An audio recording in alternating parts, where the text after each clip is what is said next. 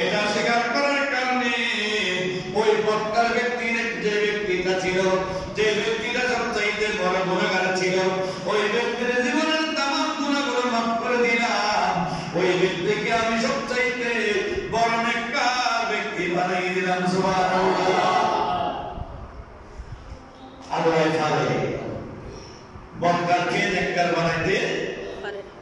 আবার নেককারও বক্তার হইতো সময় লাগে না। নেককার বক্তার হইতে কি লাগে না? হযরত ঈসা আলাইহিস সালামের নাম শুনেছেন? হযরত আদম সফিদ আলাইহিস সালামের সন্তান ঈসা আলাইহিস সালাম, তিনি দুনিয়া থেকে আল্লাহর কাছে ফরিয়াদ করেছেন, মাওলা তুমি তো জান্নাতের অনেকগুলো বউ রেখেছো, আমার একটা রূপ দাও না। সুবহানাল্লাহ।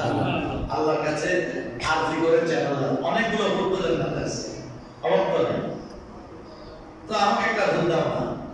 আল্লাহ তুমি বলতে কি করবা? বলা মানুষকে বিয়ে করবো। সুবহানাল্লাহ। আল্লাহ ওনাকে একটা রূপ দিয়েছিলেন জান্নাতের রূপ। আল্লাহর কাছে কিছু অভাব আছে? জান্নাতের রূপ শুধু ঈসা আলাইহিস সালাম পেয়েছে সেটা নয়। কোন ব্যক্তি যদি আল্লাহকে রাজি করার মতো রাজি করতে পারে, কোন ব্যক্তি যদি আল্লাহকে খুশি করার মতো খুশি করতে পারে, এই দুনিয়ার জমিনও আল্লাহ রাব্বুল আলামিন কাউকে ভুল দিতে দেবেন না। আল্লাহর ওয়াদা সত্য। ওয়া'আদাল্লাহু আল্লাযীনা আমানু, আল্লাহ তো ঈমানদাররা তাদের সাথে ওয়াদা করেছেন, লাহুম মাগফিরাতুন ওয়া আজরুন আযীমা। আল্লাহ বলেন জীবনের গুনাহটা মাফ করে দিবই, সাথে আমি আল্লাহর পক্ষ থেকে বিশাল পুরস্কার তোমাকে দিয়ে দিব। সুবহানাল্লাহ। পুরস্কারটা যে কিছু হইতে পারে, জান্নাত হইতে পারে, ওর হইতে পারে, দুনিয়ার জমিনে কোনো সম্পদ হইতে পারে, দুনিয়ার জমিনে কোনো বিশাল এক পদমর্যাদার পদ হইতে পারে, এটা আল্লাহ তাআলার পক্ষ থেকে নিয়ামত। উচ্চারণ হবে সুবহানাল্লাহ। কিন্তু স্পেশাল নিয়ামত হচ্ছে যারা তাদের জন্য। আল্লাহ এত স্পেশাল নিয়ামতের কথা আল্লাহ বলেন নাই। শুধু সালাতুল আওয়াবিন নামাজের একটা ফজিলতের কথা আল্লাহ বলেছেন।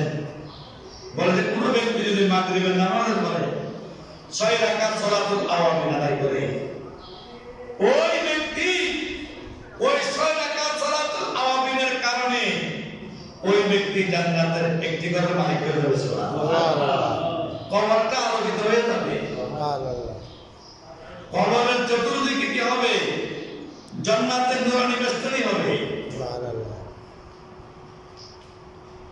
কিন্তু রোজা রাখলে, রোজাদারের জন্য আল্লাহ রাব্বুল আলামিন বলেন as-sawmu li wa ana ajzi bihi। তুমি নামাজ পড়ো, আমি কখনো করি না, এটা আমার জন্য আমাকে দাও। হজ করো, আমাকে দাও। যাকাত করো, আমাকে দাও। আল্লাহ বলেন হজ, নামাজ, রোজা, হজ, নামাজ, হজ, যাকাত, কালেমা, এই চারটির কথা বলি না, একটা কথা বলছি, as-sawmu li, রোজা আমার জন্য। সুবহানাল্লাহ। রোজা কার জন্য? আল্লাহর জন্য। আল্লাহর জন্য।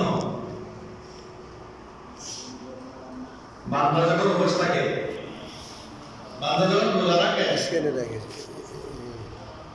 আমাদের ঘরে অনেক ছোটখাটো বাচ্চারা আসলে নাই, আছে যারা রোজা রাখতে পারে না, তখন মায়ের কাছে গেলে মাকে বলে বান্দা ভাত খাবো, তখন তো বাবাকে বল, যাও বাবাকে বল আমি নামাজ পড়বো। বাবার কাছে যায়, বাবাকে তারা দিচ্ছি ভাত দিচ্ছি থেকে নিয়ে প্লেটের মধ্যে নিয়ে মজাদার গোস্ত নিয়ে, মজাদার মাছ নিয়ে, মজাদার সবজি দিয়ে, অথবা ডিম বা আপনার দুধ দিয়ে যখন ভাতটা ভালো করে মেখে যখন বাচ্চার মুখে তুলে দেয়, তখন কি ভাতের কথা মনে পড়ে না? নিজে যে খাই, আমরা যে খাই, এই কথাটাকে তখন মনে পড়ে না? এখন বাচ্চা তো বোঝে না, বাচ্চার সামনে যদি আমি খেয়ে ফেলি, কেউ দেখেছে? আল্লাহ দেখেছে। দুনিয়ার থেকে কেউ দেখে নাই, বাচ্চা তো বোঝে না, কিন্তু কে দেখেছেন? আল্লাহ দেখেছেন। আল্লাহ দেখতেছেন। এই বইয়ে আমরা কেউ মায়ের রমজানে চুরি করে পানি, কেউ না দেখে মতো খাবার, কেউ না দেখে মতো কোনো খাদ্য দ্রব্য আমরা মুখের মধ্যে নেই না। আমাদের বিশ্বাস হচ্ছে কে দেখতেছেন? আল্লাহ। আল্লাহ দেখতেছেন। আল্লাহ বলতেন এটাই সবচেয়ে বড়, তোমার পক্ষ থেকে আমার আল্লাহর কাছে সবচেয়ে বড় তাকওয়া। বড় করে বলি সুবহানাল্লাহ। এটার নাম হচ্ছে তাকওয়া। এটার নাম হচ্ছে ভয়।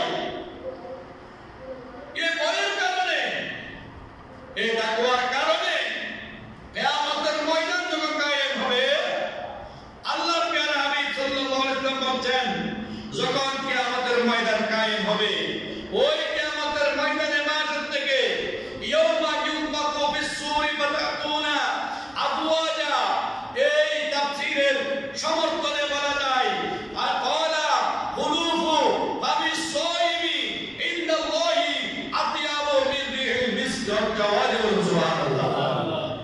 মানুষ কবর থেকে উঠবে তখন তাদের মুখ দিয়ে এক প্রকার গন্ধ বের হবে, যেটা দুনিয়ার জমিনে মানুষের দুর্গন্ধের মতো লাগবে। কিন্তু আল্লাহ বলছেন ও আমার হাবিব শুনেন, ওই রোজাদারের মুখের গন্ধটা এটা কোনো দুর্গন্ধ নয়, এটা কোনো খারাপ গন্ধ নয়, এটি আমি আল্লাহর কাছে এটি বেস্ট আম্বরের সাইতো অতি সুগন্ধি একটি সুগন্ধ। সুবহানাল্লাহ। বেস্ট আম্বরের সাইতো বেশ সুগন্ধ। এরপর বলতেন ফাইজা সামা আদুকুম, যখন তোমাদের মধ্যে কোন মানুষ রোজা রাখবে, রোজা পালন করবে, ফালা ইয়ারফাস ওয়ালা ইয়াফসুক ওয়ালা ইয়াজআল, ওই ব্যক্তি যেন কারো কাছে কোন গুনাহের কাজে লিপ্ত হয়ে না পড়ে। যখন কেউ রোজা রাখবে, ওয়ালা ইয়ারফাস, সে যেন কোন গুনাহের কাজের মধ্যে লিপ্ত না হয়, ওয়ালা ইয়াফসুক, সে যেন কারোর সাথে খারাপ আচরণ না করে, গুনাহের আচরণ না করে, অশ্লীল কথাবার্তা না বলে, এবং ওয়ালা ইয়াজআল, যেন ওই ব্যক্তি মূর্খের মতো আচরণ না করে। কিসের মতো? মূর্খের মতো। শরীয়তের জ্ঞান, শরীয়তের জ্ঞান ছাড়া, কিতাবের ইলম ছাড়া, দ্বীনি ইলম ছাড়া যতগুলো ইলম আছে, ইংরেজি, গণিত, বাংলা, দর্শন, বিজ্ঞান, সাহিত্য, যত প্রকারের জ্ঞান আছে, এই সবগুলো হচ্ছে দুনিয়া বিজ্ঞান। কি জ্ঞান? দুনিয়া বিজ্ঞান। এই যারা এই দুনিয়া বিজ্ঞান গুলো যারা করে অর্জন করে, তাদেরকে কিন্তু কি বলে না? জ্ঞানী বলে না। অরিজিনাল জ্ঞানী হচ্ছে যাদের ভিতরে ইলমে দ্বীন রয়েছে, দ্বীনের জ্ঞান রয়েছে। সুবহানাল্লাহ। সেই ব্যক্তি ম্যাজিস্ট্রেট হোক, সেই ব্যক্তি জজ হোক, সেই ব্যক্তি প্রধানমন্ত্রী হোক, সেই ব্যক্তি রাষ্ট্রপতি হোক, সেই ব্যক্তি ক্লাস টিচার হোক, সেই ব্যক্তি ইংলিশ প্রফেসর হোক, যদি ওনার ভিতরে যদি দ্বীনের জ্ঞানগুলো যদি কি করতে পারে, তুমি হাসিল করতে পেরেছে, তাহলে সেই ব্যক্তি জ্ঞানী। সেই ব্যক্তি কি? আর সবগুলো জাহেল। আর সবগুলো অনেক ছেলে মেয়েরা আছে মা বাবা মারা যাওয়ার পরে কোরআন খতম করার জন্য, জানাজা করার জন্য, তওবা করানোর জন্য, ফাতিহা দেওয়ার জন্য অনেক সময় আলেম ওলামাদেরকে তলব করে কিনা? তলব করে।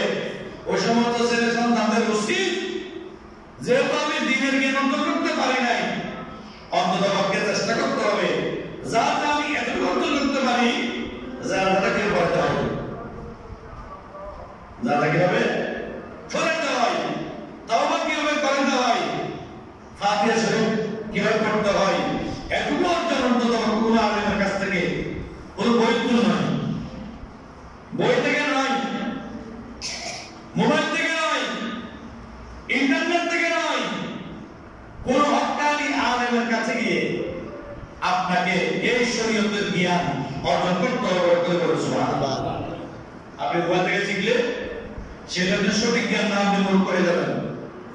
পুরুষ বাদ দরকার